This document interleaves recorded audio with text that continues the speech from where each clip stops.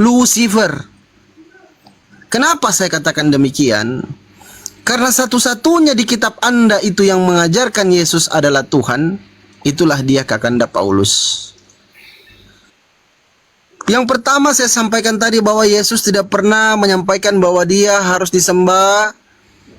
Bapak juga kehendak Bapak di surga tidak pernah menyampaikan kepada manusia bahwa kalian harus sembah Yesus, kalian harus menuhankan Yesus. Tidak ada perintahnya.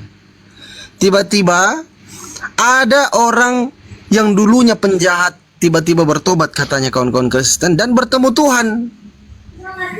Dia berkata, "Siapakah engkau, Tuhan?" Dia bertemu seperti malaikat terang. Matanya sampai buta di situ. Sementara di dalam 2 Korintus 11 nomor 14 yang saya bacakan tadi, iblis pun bisa menyamar menjadi malaikat terang.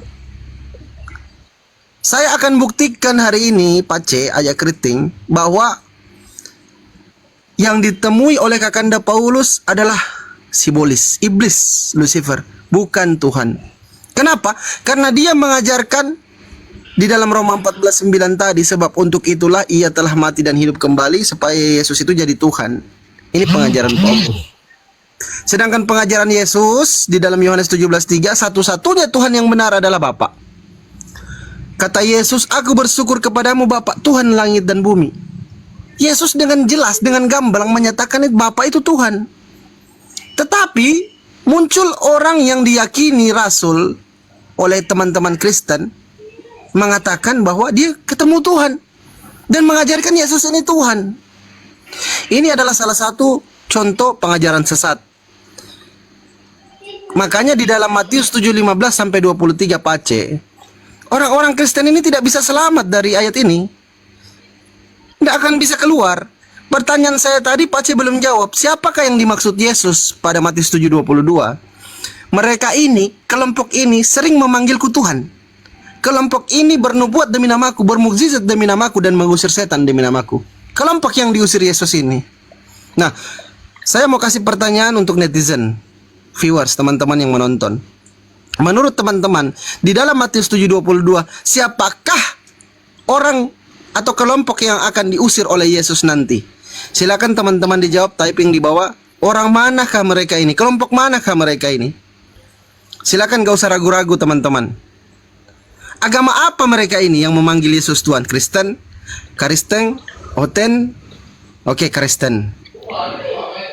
Jadi kita sepakat ya, Ayah Keriting, yang diusir oleh Yesus pada Matius 7:22-23 itu adalah Kristen. Bagaimana Anda bisa selamat dari pengajaran sesat ini? Silakan, Pak C. Iya, terima kasih Bang. Jadi Anda melupakan itu bahwa Paulus itu Rasul Petrus, di mana perjalanan dia ke Damsik, dia menemui yang nama terang dan dia berbicara dengan Yesus Kristus, dan Yesus sendiri mengatakan, "Akulah Yesus itu sendiri." Itu disaksikan oleh seorang Ananias.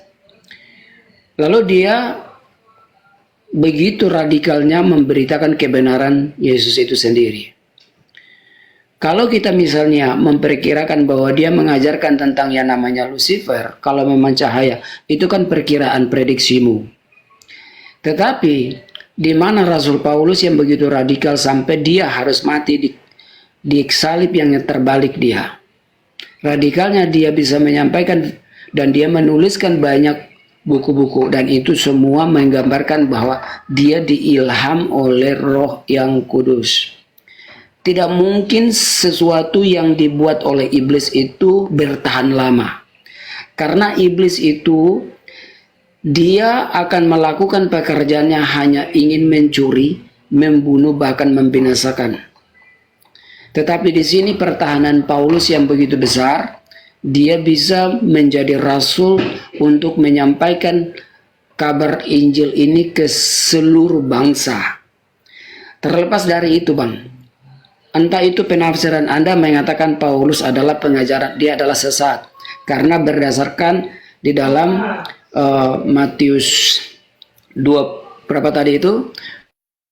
Matius 7 ayat 20 sekian. Itu berbicara tentang merujuk kepada Kristen. let's say Paulus itu memang awal mulanya dia adalah seorang pemberontak. Dia seorang pemberontak yang bertobat. Dia Saulus, dia berubah menjadi Paulus. Dia yang memberontak ini memang dia kaum Farisi. Yesus mengatakan bahwa waspadalah dengan orang-orang Farisi. Tetapi Paulus ini kan dia sudah bebas dari perbudakan itu. Dari kejahatannya dia berubah menjadi orang yang bertobat. Orang yang menjadi pengikut Kristus itu sendiri. Maka dia ini sudah terlepas dari hal-hal yang dipikirkan, yang disampaikan Kristus itu sendiri. Nah, Kristus itu dia suka orang-orang yang istilahnya melakukan kejahatan atau hal dosa. Dia suka untuk menyelamat karena dia ingin menyelamatkan domba-domba yang ada. Dia menyelamatkan mereka supaya mereka jangan hidup di dalam kesesatan. Nah, itu dia. Nah, kalau kita berbicara tentang abang tadi mengatakan orang Kristen akan masuk neraka. Bagaimana mungkin orang Kristen masuk neraka? Karena Yesus sendiri memberikan hidup yang kekal kepada orang-orang yang percaya kepadanya. Bagaimana Anda mengatakan bahwa orang Kristen akan masuk neraka? Soal berbicara konteks dengan Matius tadi, berbicara tentang bagaimana orang menyembuhkan dengan berteriak nama-nama Tuhan, itu adalah suatu ungkapan perumpamaan yang disampaikan oleh Yesus. Bahwa pengajaran-pengajaran sesat itu, sekalipun orang memanggil nama-nama Tuhan, tetapi dalam perbuatannya dia tidak sesuai dengan apa yang dilakukan. Pengajaran dia mengajarkan tentang Tuhan, tetapi perbuatannya tidak benar. Nah, itu yang harus kita pahami. Bukan berarti kita menyatakan secara harfiah, mengartikan secara literal, lalu kita memberikan suatu narasi, definisi dari ayat yang ada, bahwa kita mengkonklusikan orang Kristen akan masuk neraka. Lalu apa yang dikatakan oleh Yohanes? Apa yang dikatakan oleh Yohanes? Ya, tetapi semua orang di dalam Yohanes 1 ayat 12, tetapi semua orang yang menerimanya diberinya kuasa supaya menjadi anak-anak Allah. Panjang Itu kali, Bah. mereka yang percaya dalam namanya. Pace, coba dengarkan saya, Pace. Pace, coba dengarkan suara saya, Pace. Di Coba dalam abang, Matius abang, 7:20. gini lah bang. Abang coba menerjemahkan ini. Tetapi semua orang yang menerimanya diberinya kuasa supaya menjadi anak-anak Allah. Yaitu mereka yang percaya di dalam namanya. Tenang. Saya jelaskan kepada Anda. Itu bentuk alegoris ya. Yang pertama saya mau tanyakan adalah begini, brother. Di dalam 2 Korintus 11 nomor 14, Anda percaya bahwa iblis bisa menyamar menjadi malaikat terang? Benar, iblis bisa menyamar, tapi begini, iblis bisa Tidak usah dijelaskan dulu, brother. Ini waktu saya. Anda sudah berbicara panjang lebar tadi, sekarang giliran saya. Anda menjawab sedikit sajalah, karena saya bertanya saja tadi. Anda meyakini di dalam 2 Korintus 11 nomor 14, iblis pun bisa berubah menjadi malaikat terang. Nah, Paulus mengaku bertemu cahaya terang di Damsik. Yang konon katanya itu adalah Tuhan. Itu adalah Yesus, itu konon katanya ya. Mari kita selidiki apa yang diajarkan oleh Kakanda Paulus. Kita selidiki di sini. Nah, kita lihat juga apa yang diajarkan oleh Yesus. Kita selidiki di sini. Tapi sebelumnya di dalam Matius 7:22, coba Pace, agama apa yang dimaksud Yesus ini? Yang Yesus bilang, aku tidak pernah mengenal kamu dalam Matius 7:23. Hanyalah kamu sekalian pembuat kejahatan. Pertama itu agama apa yang dimaksud oleh Yesus ini? A. Islam, B. Buddha, atau C. Kristen? Agama apa, Pace? Kalau kita berbicara Pace dijawab aja dulu, Pace. Ini masih waktu saya, Pace. Dijawab aja dulu. Jangan menjelaskan. Nanti sebentar Anda jelaskan. Agama Islam, Buddha, atau Kristen? Tentunya semua agama yang berunsur kemunafikan. Siapapun Pace, dia. Islam itu tidak pernah menyebut Yesus Tuhan loh. Gini, Sekalipun Islam itu tidak pernah menyebut Yesus Tuhan. Buddha pun tidak pernah menyebut Yesus itu Tuhan. salah. Agnostik ateis pun tidak pernah mengatakan Yesus itu Tuhan. Tidak pernah sekalipun. Anda salah. Hanya agama Kristen lah yang menyebut Yesus Tuhan. Bang. Anda keliru, Bang. Bro, keliru saya di mana?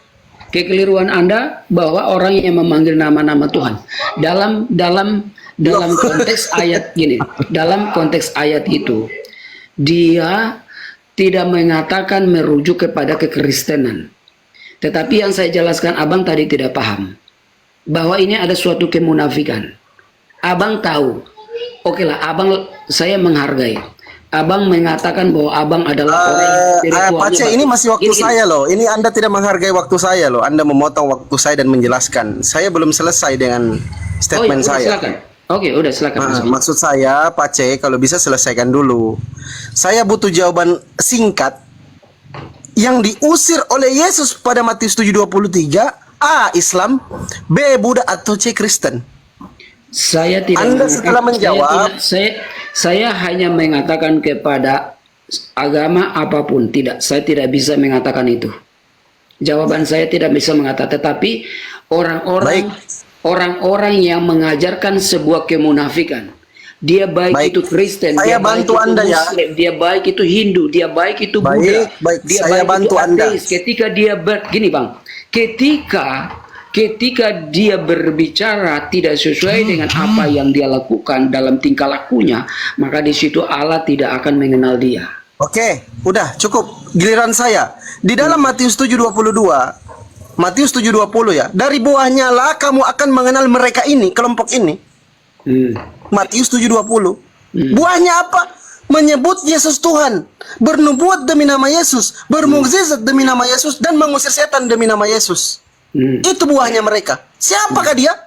Di dunia ini hanya satu agama yang menyebut Yesus Tuhan. Itulah Kristen. Oke. Anda Sekarang tidak bisa lepas dari sini karena beberapa pendeta yang saya tanya semua jawabannya Kristen. Sekarang gini, Kalau Anda lebih pintar daripada pendeta Esra Soru, Budi Asali, dan para pendeta yang lebih tinggi dari. Sekarang Bang Fandi, sekarang saya bertanya. Sekarang saya bertanya Bang Fandi, apa artinya buah yang dimaksudkan itu? Apa Buah artinya itu adalah buah itu adalah pengajaran. Makanya tadi sudah saya sampaikan. Pengajaran Paulus ini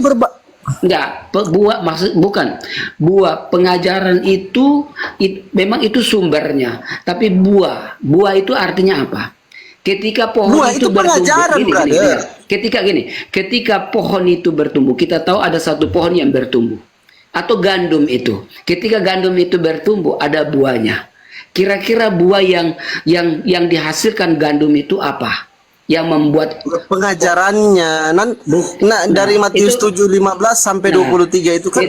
Makanya Anda baca dulu, brother. Bang Fandi, tolong dengarkan saya. Bahwasanya apa yang Anda katakan ketika kelompok inilah punya buahnya. Buahnya yang dikatakan adalah hasil apa yang sudah diterapkan. Ketika saya menjelaskan sesuatu firman Tuhan, jangan kau mencuri ya. Oke? Bang Fandi, jangan kau mencuri. Ini pengajaran saya, oke? Seperti itu ya. Tetapi dalam kehidupan sehari-hari ternyata Pace Kriting mentuhankan, mengajar menyembah. Dengar mengajarkan menyembah Tuhan itu buah atau bukan? Bang, waktu saya, Bang. Mengajarkan menyembah Tuhan itu buah atau bukan? Bang Fandi diam dulu, dengar baik-baik. Supaya Bang Fandi paham. Ketika saya mengajarkan Bang Fandi, jangan mencuri ya, karena itu dilarang sama Tuhan. Lalu saya yang melakukan pencurian itu. Maka dilihat dari buahnya. Oh, ternyata orang ini mengajarkan sesuatu. Saya sudah dapat poin Anda. Sekarang giliran saya yang bertanya kepada Anda. Ketika Anda mengajarkan kepada saya, mengajarkan kepada Fandi bahwa Yesus adalah Tuhan, ini pengajaran Anda ya. Apakah ini masuk dalam kategori buah? Ketika kami menyampaikan tentang Yesus adalah Tuhan, ketika kita membaca seluruh Alkitab dan kita menghayati, bentar dulu Bang, ada buah, ada hasil. Nggak usah terlalu panjang. Ketika Anda mengajarkan kepada Fandi Ahmad, Yesus itu Tuhan, itu buah atau apa? Itu masuk kategori buah yang dimaksud pada Matius 7:20 itu atau bukan? Salah, itu salah. Anda salah. Buah yang dimaksudkan itu adalah ketika Yesus memerintah kasihilah sesamamu, kasihilah Tuhan Allahmu dan sesamamu. Artinya apa? Buah pengajaran dia ini kita terapkan, kita implementasikan dalam hidup kita. Dalam hidup kita mengimplementasi. Nah, di situ kita melihat ada sesuatu buah hasilnya ketika orang itu berlaku baik, berbudi baik. Dia tidak pernah bersangka buruk dengan orang lain. Hasilnya kita tahu, dia tidak pernah melakukan sebuah kejahatan, memukul istri, mencuri barang. Oh, ternyata pengajarannya Islam ini bagus ya. Hasilnya ada. Itu buahnya, Bang. Baik, saya tanggapi ya brother ya. Saya ajarkan Itu Anda buahnya. kristologi. Anda ini kurang belajar kristologi. Jadi begini brother ya, berbicara buah adalah berbicara pengajaran. Saya Di dalam mengerti, saya Matius mengerti 7, tentang pengajaran artinya buah, Abang. Buah itu apa artinya perikop di dalam Matius 7:15 tadi? Silakan Anda baca. Hal pengajaran sesat kan? Di dalam hal pengajaran sesat itu kita selidiki di sini, brother. Ketika Anda mengajarkan kepada saya menuhankan Yesus, inilah yang disesat maksudnya Yesus tadi, yang ajaran sesat. dari mana Karena tidak ada pengakuan Yesus bahwa dia dari mana Anda mengatakan itu ajaran sesat? Baik, Dasarnya saya apa? jelaskan kepada Anda. Yang dimaksud pada Matius 7:15, hal pengajaran sesat, inilah yang Anda ajarkan selama ini kepada manusia. Oh, Yesus itu Tuhan loh. Yesus itu, dia Tuhan, dia harus disembah. Inilah salah satu contohnya. Nah, saya kasihkan ayatnya ya. Pertama, brother. Yesus menyatakan, siapa satu-satunya Tuhan yang benar menurut Yesus, brother? Siapa satu-satunya Tuhan yang benar? Dia mengatakan bahwa Bapa itu adalah Yohanes 17:3, siapa satu-satunya Tuhan yang benar menurut Yesus? Silakan Anda jawab. Ya, dijelaskan aja. Di dalam Yohanes 17:3, Yesus mengatakan bahwa satu-satunya Tuhan yang benar adalah Bapa. Iya, Bapa. Lukas 4:8, Matius 4:10, Yesus mengatakan, sembahlah Bapa. Bukan menyembah aku, Yesus bukan, menyembah Bapa. Kenapa dikatakan kalian itu adalah pengajaran sesat, pengajar sesat? Karena kalian mengajarkan apa yang diajar oleh Kakanda Paulus, yaitu menuhankan Yesus. Dalam Roma 14 nomor 9 tadi, sebab untuk itulah ia mati dan hidup kembali, supaya ia menjadi Tuhan. Ini pengajaran sesat yang dimaksud oleh Matius 7:15, yang dimaksud oleh Yesus. Yang akan disepak oleh Yesus nanti, itulah buahnya. Menyebut Yesus Tuhan, bernubuat demi nama Yesus, bermukjizat demi nama Yesus, dan mengusir setan demi nama Yesus. Siapa agama ini? Kristen. Siapa kelompok ini? Hanya Kristen yang melakukannya. Menyebut Yesus Tuhan, bernubuat demi nama Yesus, bermukjizat dan mengusir setan demi nama Yesus. Maka dalam Matius 7:23, Yesus akan berterus terang, aku tidak pernah mengenal kamu Kristen, hanyalah kamu Kristen dari hadapanku. Kamu Kristen, semua pembuat kejahatan. Itu kesimpulannya. Silakan Anda bantah, brother.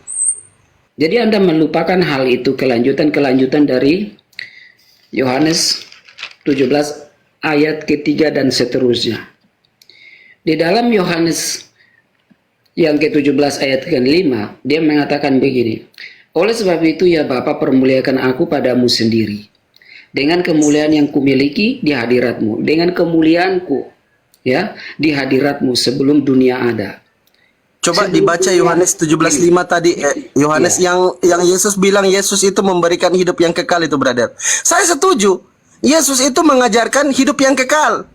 Bagaimana caranya? Ya, Yesus mengajarkan hidup yang kekal. Sebentar dulu. Silakan. Jadi kalau kita membaca secara keseluruhan baru kita mengerti. Ketika kita mengatakan bahwa Yesus adalah utusan putra, utusan Allah, utusan Bapa itu sendiri, benar. Bahwa Bapa itu mengutus firman-Nya yang turun menjadi manusia, itu betul. Jadi ada di dalam sematan kepada Yesus Kristus ada imam, ada raja dan nabi. Dia menjadi perutusan, itu betul. Tetapi secara keseluruhan kita bisa melihat bahwa di sana Yohanes menjelaskan semua tentang dirinya Yesus. Kenapa Yesus itu bisa menyamakan dirinya sebagai Allah? Oleh karena itu ketika dia dicobai iblis mencobai dia di padang gurun. Ketika iblis mencobai dia di padang gurun, apa kata Yesus? Nyala engkau dari sini iblis. Jangan mencobai Tuhan Allahmu. Yang diperkatakan Yesus, siapa yang dicoba? Yesus yang dicoba. Apakah Tuhan Allah? Kalau misalnya itu Yesus sebagai manusia yang berada di padang gurun itu. Tidak mungkin dia mengatakan kalau memang dia bukan Tuhan Allah, maka dia tidak akan mengatakan begini. Hei iblis, nyala engkau dari sini, jangan kau cobai aku. Sebab ada Tuhan Allah yang ada di sisiku. Tetapi Yesus menegaskan, mengatakan iblis itu, nyala engkau jangan cobai Tuhan Allahmu. Kenapa demikian? Baik, Siapa yang dicoba? Pace kita coba kaji dalil itu ya. Boleh. Anda mengatakan bahwa yang diuji Ntar itu dulu, Bang. adalah Yesus. Artinya gini Bang. Jangan Dari terlalu situ ada panjang biar saya bisa bantah ayat Anda. Ada hal-hal yang eksplisit di situ. Di mana Yesus mengatakan dirinya bahwa aku di dalam Bapa, Bapa di dalam aku. Aku dan Bapa itu adalah satu. Ya.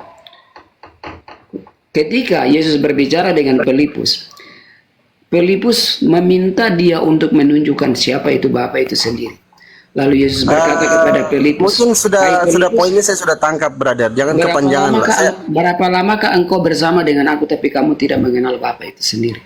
Maka Baik. dari itu Yesus itu lagi konfirmasi dirinya itu adalah Bapa itu sendiri. Karena Oke, itu menurut Anda ya. Itu menurut Amsal 3 nomor 5 kan bilang jangan berdasarkan pengertian sendiri. Itu pengertian Anda, terserah Anda. Tetapi ketika begini brother, saya gantian ini brother kan ya. di dalam Alkitab yang bicara, bukan Baik, saya yang boleh bicara, gantian? Bang. Oke.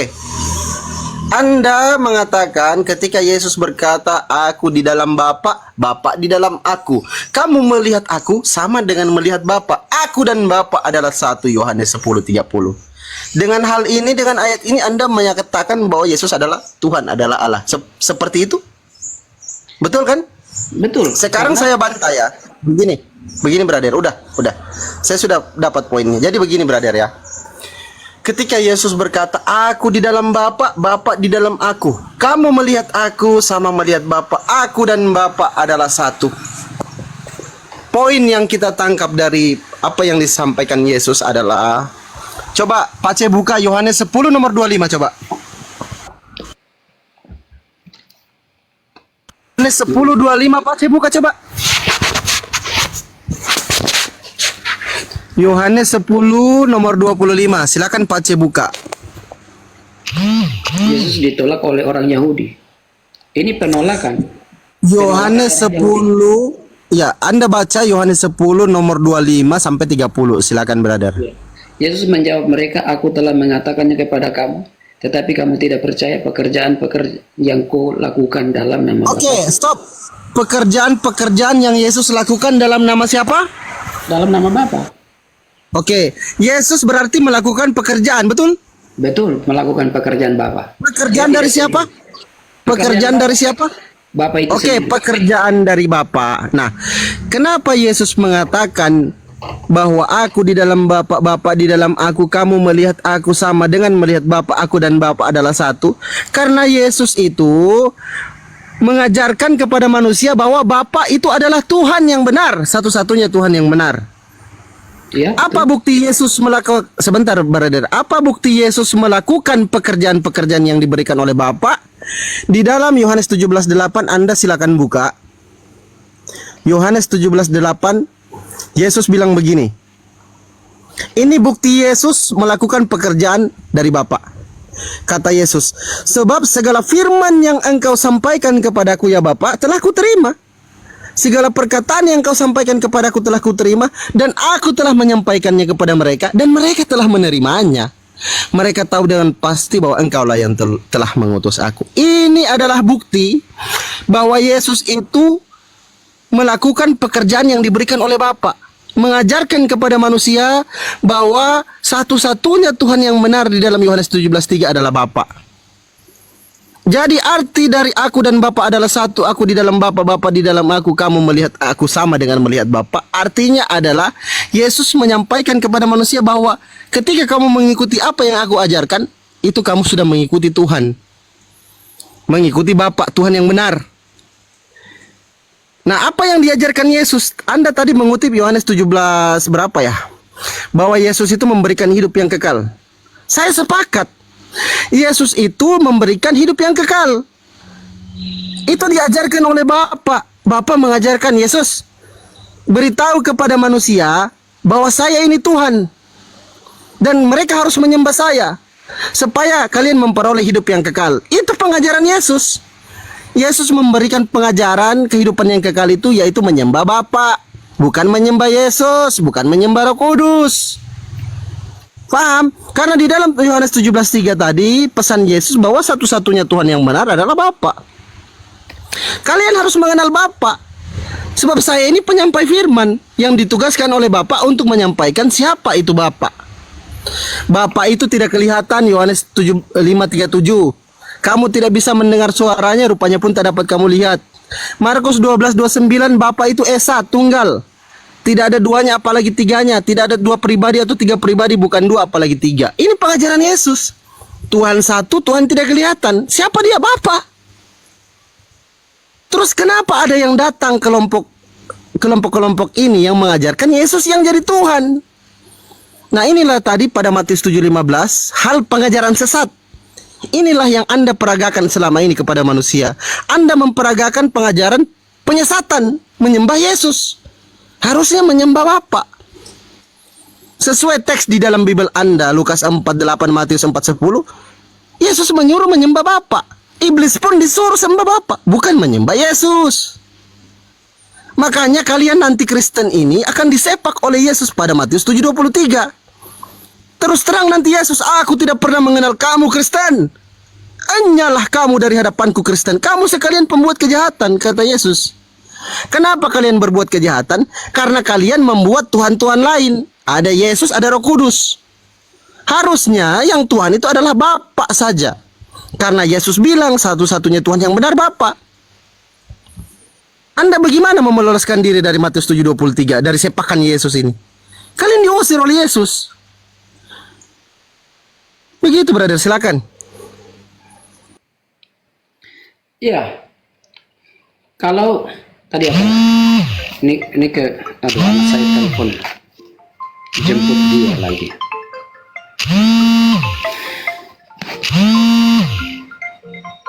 Itu bom yang nelpon, Pak. Coba diangkat.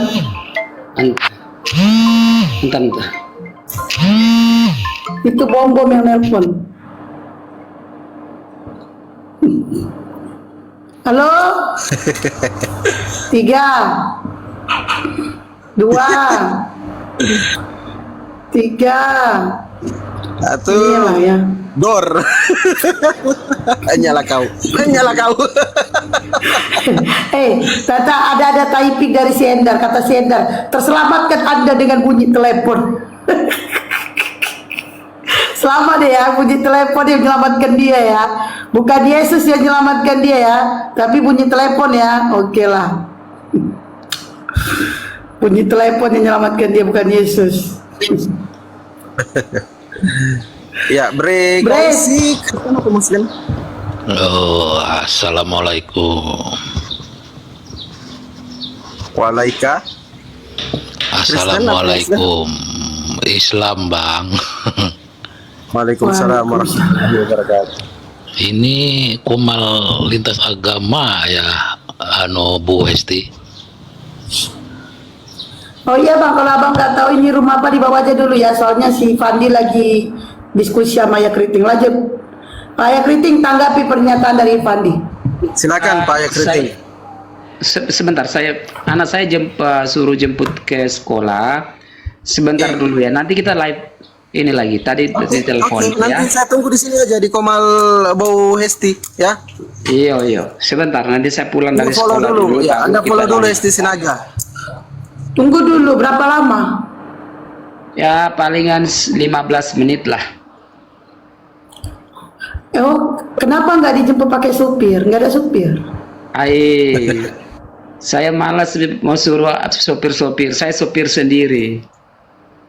Bukan malas, tapi nggak sanggup bayar, nggak sanggup gaji. Mana sih Iya, nanti Bu Esti gajiin saya ya. Bukan malas, tapi nggak sanggup ya lah. Ya, 15 hari Bu Esti, 15 menit. Kita tunggulah Pak Ayah Kriting ini 15. Tapi gini, Pak Ayah Kriting, sambil Anda 15 menit itu dikasih waktu, coba Anda cerna pernyataan daripada si Fandi. Ya, itu tentang Tuhan, Tritunggalnya. Nah, itu coba Anda pahami ya.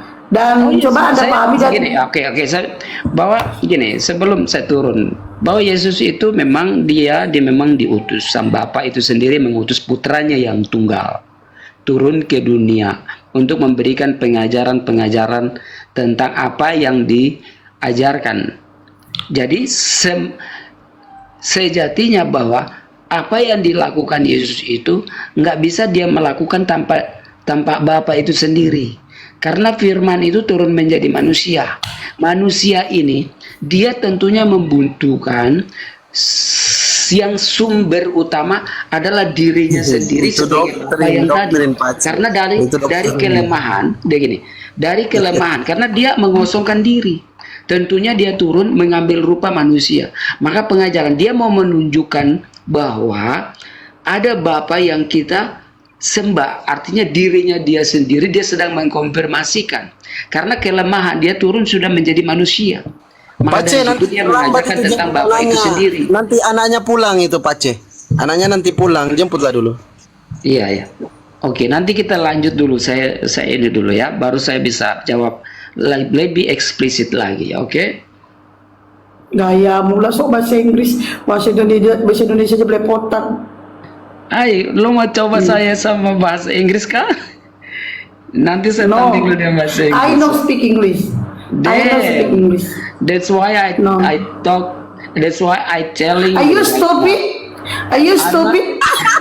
I am not. Are you stupid? I am not stupid. I'm not stupid. Oh. You crazy? You crazy? Not really crazy. No, okay. I am not really crazy about it. Yeah. Asik. Oke. Baik ya. Saya turun dulu loh, jangan tahan saya dulu. Oke, saya tunggu Pace ya. Ya. Saya tunggu. Yo, tunggu dulu ya. Si Pandi tuh nunggu ayah keriting seperti dia menunggu durian jatuh. Aduh. Begitu durian itu jatuh, langsung berebut dia. Begitu ayah keriting datang, langsung memanas dia. Jadi dipercepatlah 15 menitmu. Udah berlalu 5 menit. Tapi gila kok cepat Ya udahlah, saya turun dulu. Ngeri sekali nih Bu Esti ini ya. 15 menit. Yo, gas. Sena godangan. Turunlah. Oke teman-teman, coba kalian tuh tap layar dulu sampai 100k, 200k, 300k, 400k, 500k sampai beratus-ratus k. Kalian nggak tahu ya? Tadi malam aku udah 2 rupanya 1 tadi malam bandingku disetujui, tapi aku udah malas lab dalam pakai ini aja lah. Biar agak-agak menyeramkan gitu. Oke, teman-teman yang agama Kristen yang mau diskusi silakan naik. Minta permintaan. Fandi, coba kau bikin akun 1, jangan namamu ini. Nama lain begitu ya? Iya, karena aku aja juga gitu, ku coba aku ganti pakai ini, alhamdulillah ini aku 7 hari aku lab baru kena rungkat, baru bisa dilapori. Kayaknya udah ditandai, udah gampang banget ditandai. Nanti saya coba ganti. Bikin ini Baluap, kau bikin namamu jadi Fandi Sinaga. Oh banyak oten panas. Oke lah. Kayak aku nih banyak oten panas. Gimana? Dibilang dale, dibilang sesat, wah banyak. Orang Batak pada berdatangan.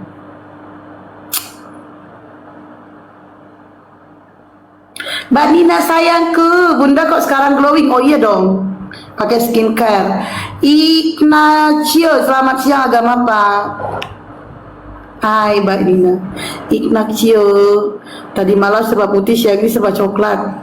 Semalam kok serba putih sih? Tadi malam kok putih sih bajuku? Enggak lah. Tadi malam aku pakai baju coklat, cuman ininya beda. Ini warna biru. Inak dia kalau nggak bisa menjawab di bawah aja. Selamat siang, agama apa? Ignacio.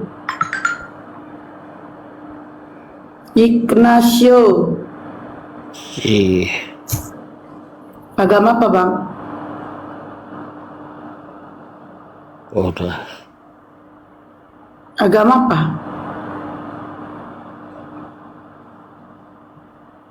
Udahlah bang, di bawah aja kayak nggak ada semangat kok hidup, udahlah. Cantik bener Mbak Estini. Oh iya dong Mbak Nina, pakai skincare desat. Coba kalian follow dulu Mbak Nina aku itu biar bisa dia on cam. Nina S.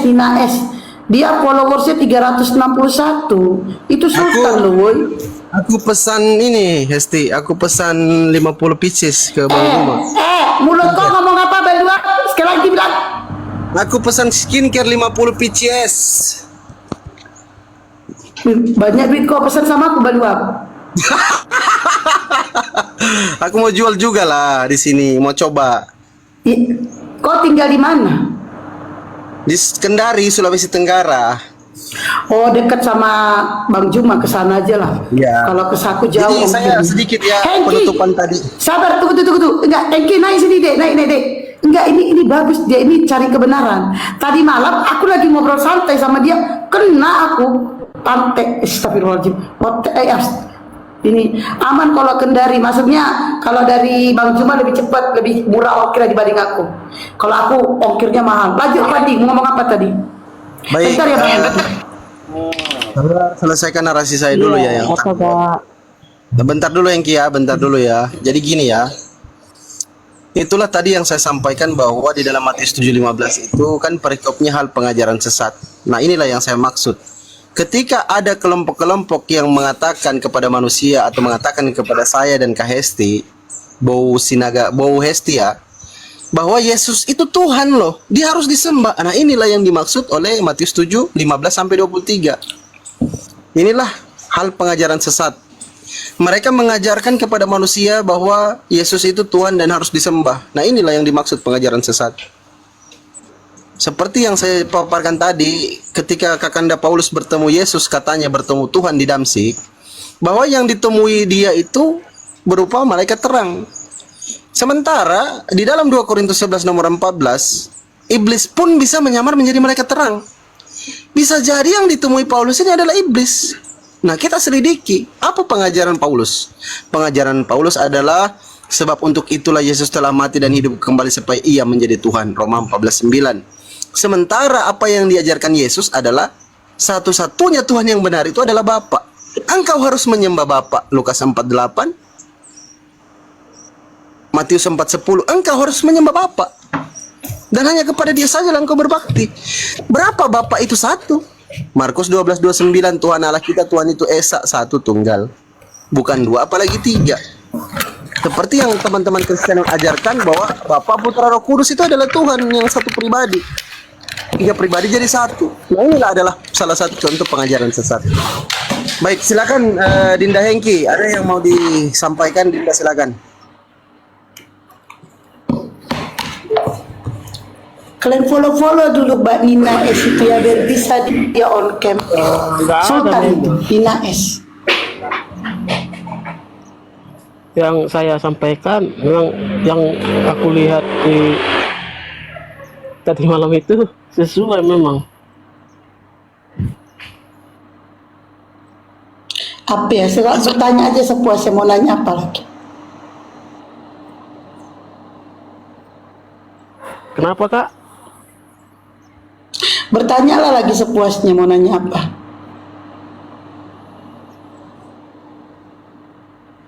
Bertanya enggak. Bertanyalah sepuasmu mengenai Bible atau Al-Quran, tapi jangan pernah kau tanya kapan aku nikah. Dah lanjut. Aku bertanya masalah apa tadi?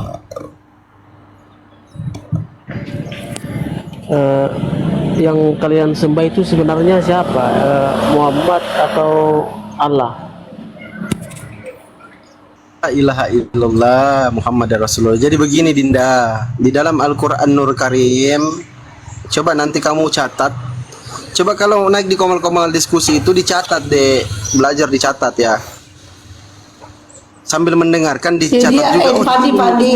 Fandi dia memang mencatat, dia baru tadi malam masuk ruku. Dia lagi cari kebenaran. Ya, coba dicatat ya, karena di dalam Al-Quran Nur Karim itu, di dalam surah At-Taha ayat 14, itu jelas sekali dinyatakan Allah menyampaikan kepada manusia bahwa Bismillahirrahmanirrahim, innani anallahu la ilaha illa anna fa'abudni wa aqimi sholata li zikri. Kata Tuhan kami, sungguh aku ini Allah, tidak ada Tuhan selain aku, selain Allah. Laksanakanlah sholat untuk mengingat aku. Jadi yang kami sembah adalah Allah Subhanahu wa ta'ala. Maha suci, maha tinggi. Alhamdulillahirabbil alamin, segala puji bagi Allah. Allah kami itu adalah Tuhan pencipta alam semesta beserta isinya. Itulah sesembahan kami, namanya Allah. Nabi Muhammad adalah utusan Allah. Nabi Muhammad itu diutus untuk seluruh alam di dalam surah Al-Anbiya 107. Itu adalah nabi kami. Nabi Muhammad, baginda Rasulullah Nabi Muhammad SAW, dan sesembahan kami sama yang seperti beliau sembah adalah Allah Subhanahu wa Ta'ala, Maha Suci, Maha Tinggi, yang ada di dalam surah At-Taha ayat 14 tadi. Seperti itu, Dinda. Silakan, ada lagi, Dinda. Gini, Pak Pandi, Bang Pandi. Jadi Silakan. jadi saya ini kan masih bertanya-tanya. Jadi kalau Allah itu berarti beda sama Muhammad gitu. Allah itu adalah sesembahan kami, Tuhan kami. Tuhan itu adalah pencipta yang tidak diciptakan. Sementara baginda Rasulullah Nabi Muhammad, Yesus Kristus, Nabi Musa alaihissalam, Nabi Daud alaihissalam, Nabi Ibrahim alaihissalam itu adalah ciptaan Allah, ciptaan Tuhan. Gitu loh. Bukan Tuhan, bukan sesembahan kami. Seperti itu, Dinda. Lanjut.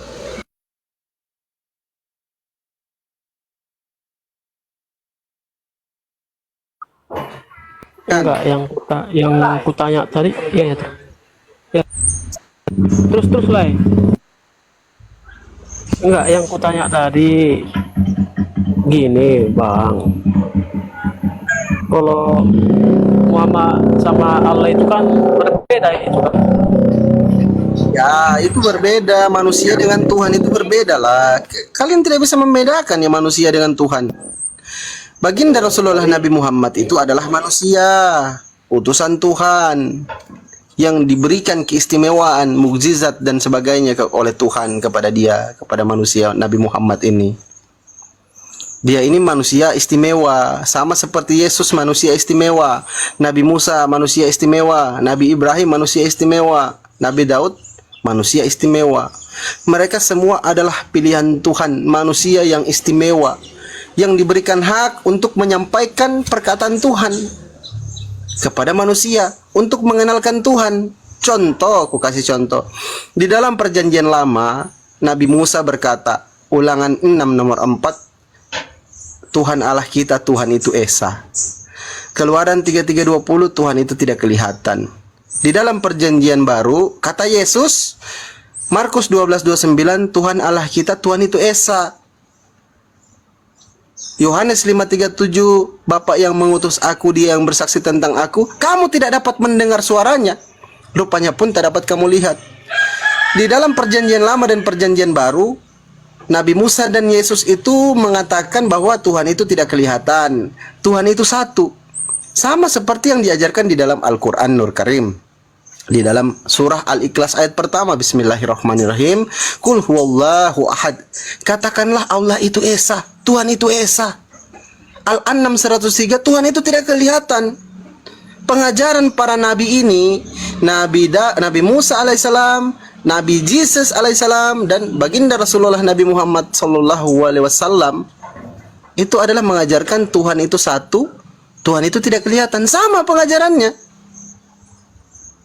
Tapi kenapa ada agama Abrahamik ini yang menyimpang, mengatakan Tuhan itu manusia, Tuhan itu kelihatan? Ini ada apa? Apa yang terjadi? Penyesatan apa yang terjadi? Seperti itu, Dinda. Silakan. Saya bertanya lagi. Apakah di dalam Al-Quran itu Yesus itu disalibkan? Oke, di dalam Al-Quran Nur Karim, di dalam surah An-Nisa 157-158, Allah Subhanahu wa Ta'ala menyampaikan kepada manusia bahwa Nabi Isa alaihissalam itu tidak mati terbunuh, juga tidak mati tersalib.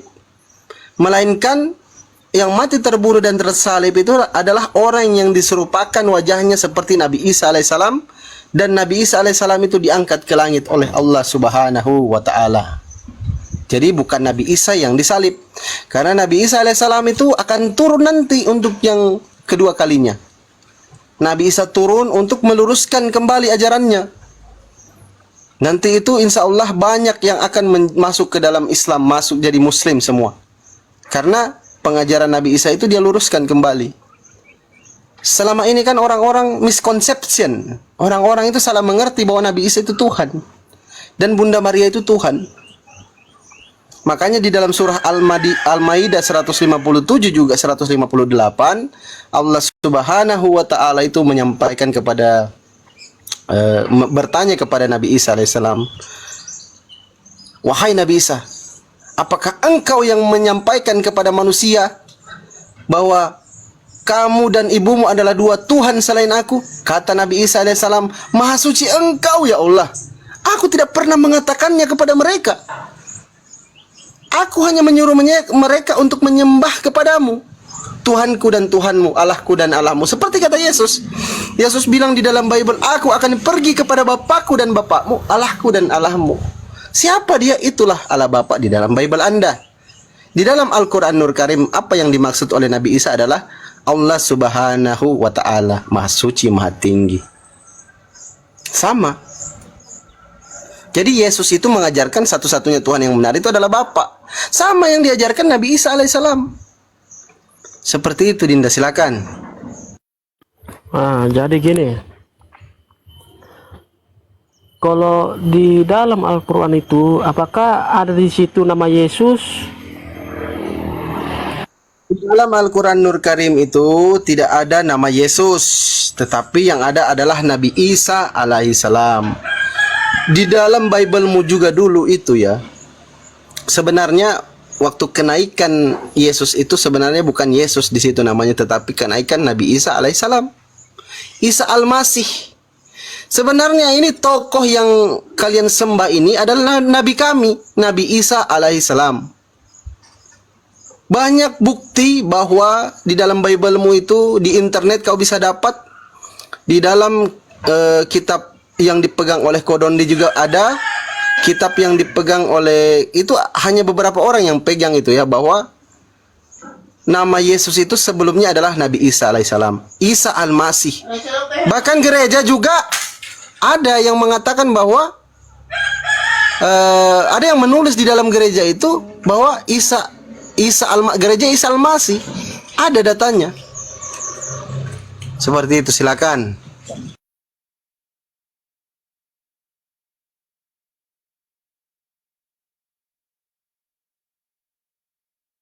Eki.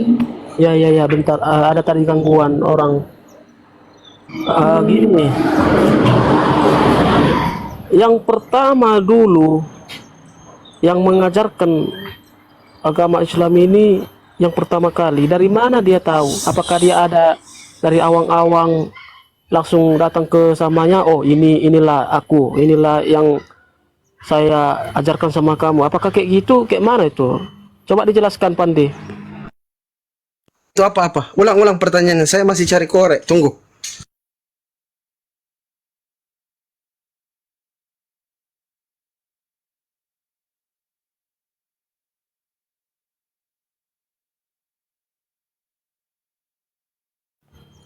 Kalau bisa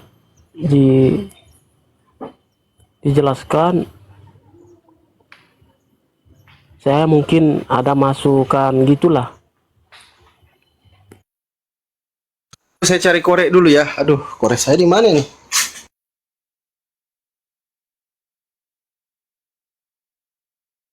Oke, apa pertanyaannya Eki? Apa Eki?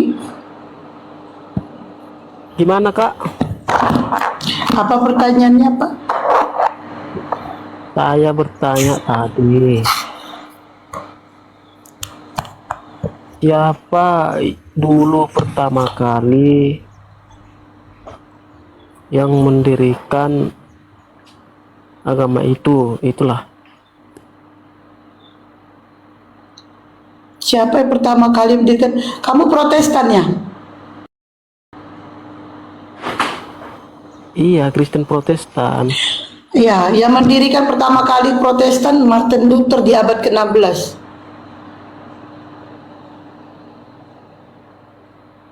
Kak, Pertama kali Protestan didirikan itu Martin Luther di abad ke-16. bukan itu yang kutanya, Kak. Ya, jadi apa? Yang kutanya tadi, enggak gini. Enggak gini. Makanya jelaskan pertanyaanmu apa? Enggak gini. Dengar kakak dulu baik-baik ya. Pertama kali yang menyebarkan agama Islam itu apakah siapa? Rasulullah Nabi Muhammad. Jadi dia dari mana dia tahu bahwa ini kebenaran, harus kita kayak gini? Apakah dia diajarkan dari kuasa sana atau dari mimpinya atau dari mana gitu? Allah langsung yang membimbingnya. Allah langsung yang memberitahukannya melalui Jibril. Itu diberitakan apakah melalui dari roh, apakah melalui dari mimpi, apakah melalui dari manusia biasa atau dari mana kayak mana itu? Ada yang dari mimpi, ada yang langsung. Yang langsung. Ada yang Iya, Jibril langsung menemui Nabi Muhammad. Terus? Ya, terus ya Jibril datang langsung menemui Nabi Muhammad. Ini ada wahyu dari Allah, gini begini gitu.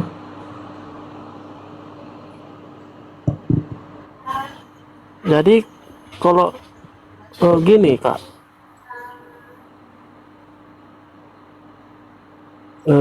saya ini segan ngomongnya karena saya ini di daerah apa? Bukan di daerah orang Kristen, di daerah orang Islam. Jadi saya takut ngomong-ngomong masalah kayak agama ini. Jadi posisi saya ngomong aja, Pak. Posisi saya ini nggak di rumah. Jadi posisi saya ini di warung. Jadi saya segan. Ya kamu mau nanya apa? Nanya aja.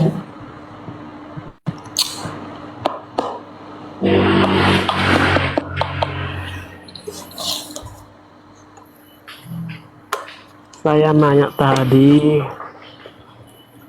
kenapa Nabi Muhammad istrinya banyak? Kan dia di agama kan tidak ada diajarkan kayak gitu.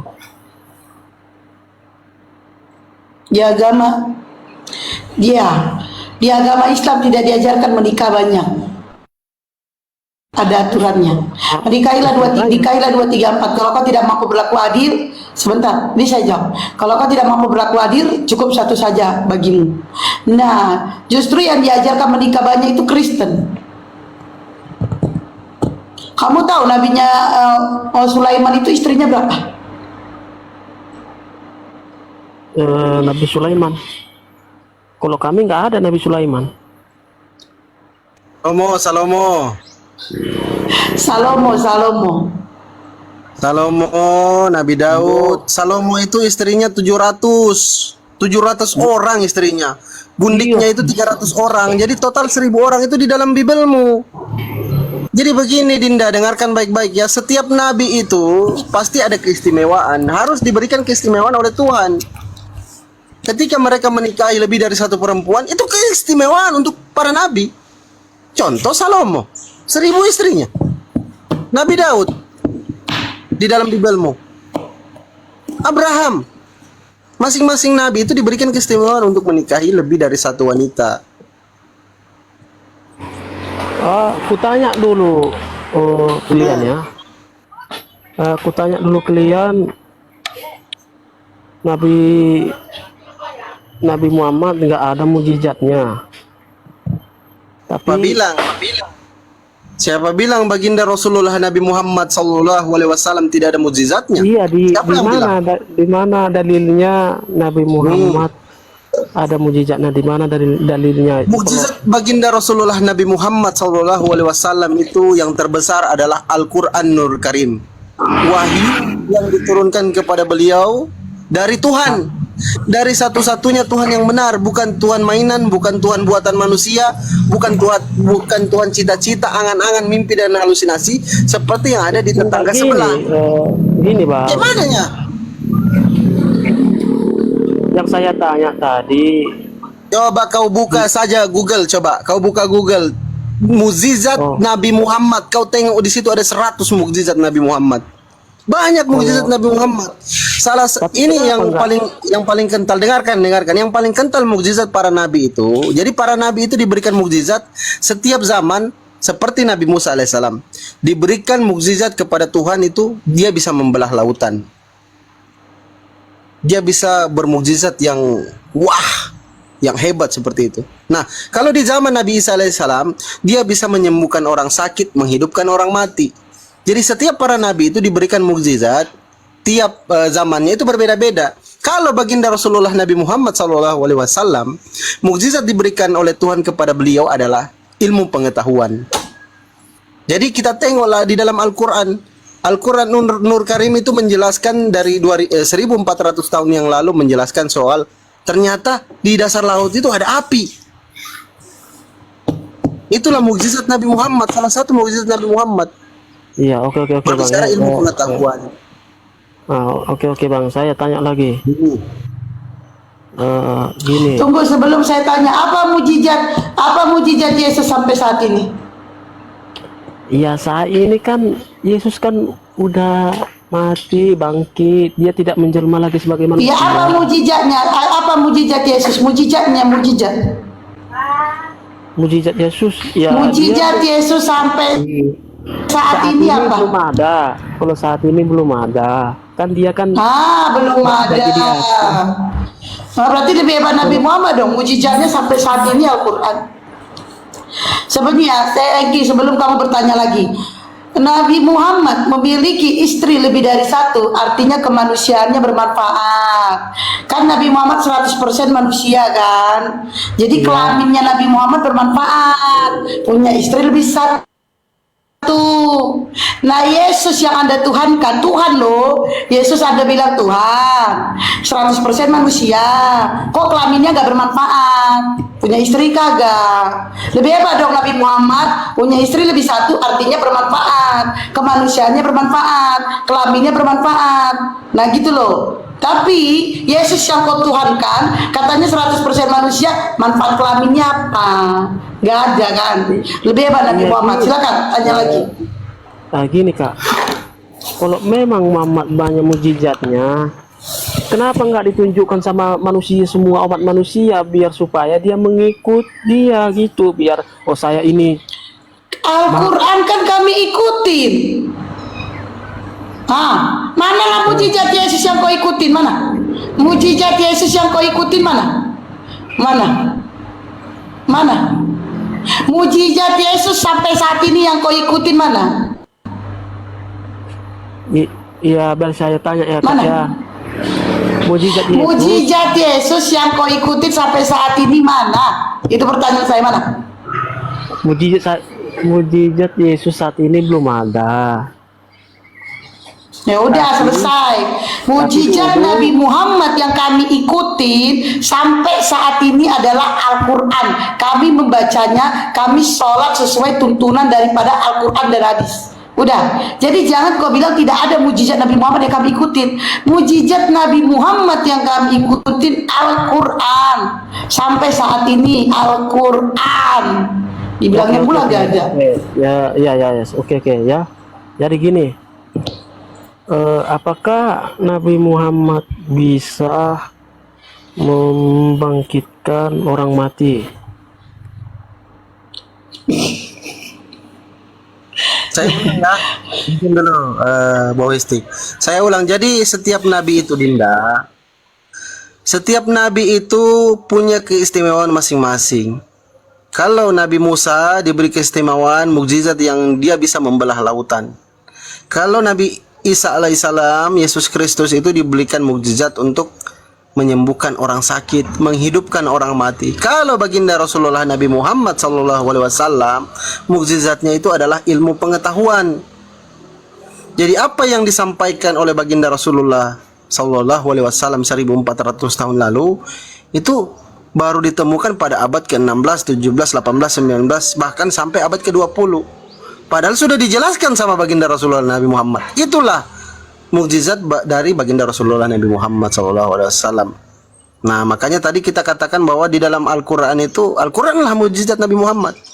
Di dalam Al-Quran itu yang belum terjadi sudah disebutkan di dalam Al-Quran dan baru ditemukan oleh para manusia-manusia conge. Ya, manusia-manusia kalian lah yang Kristen itu yang baru menemukan. Dan banyak orang-orang Kristen yang sudah menemukan mukjizat Al-Quran itu dan masuk ke dalam Islam. Mereka mualaf. Seperti itu. Silakan.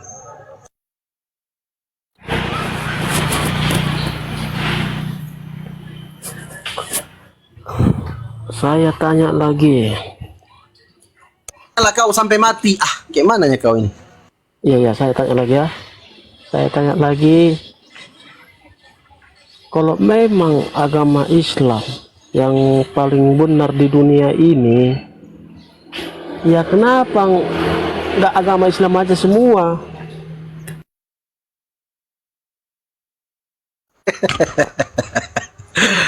Bosan aku pertanyaan ini. Jadi begini Dinda ya, kamu dengarkan, pasang telingamu, kalau tutup matamu, tidak apa-apa kau tutup matamu, telingamu jangan kau tutup, kau buka ya. Oke? Jadi begini Dinda, kalau saja Allah Subhanahu wa Ta'ala itu mau semua orang di muka bumi ini Islam, kalau Tuhan itu mau, ya tunggu KST, tunggu, dipanggil ibu.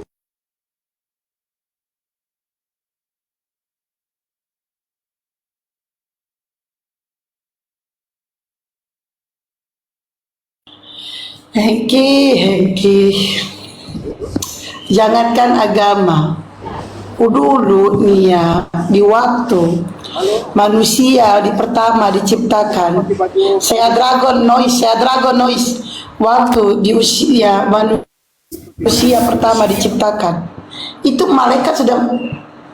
malaikat sudah mengatakan kepada Allah, buat apa kau menciptakan manusia? Mereka hanya membuat kerusakan. Lalu apa kata Allah? Aku mengetahui yang tidak kau ketahui. Nah itu. Jadi Hengki, kalau Allah mau,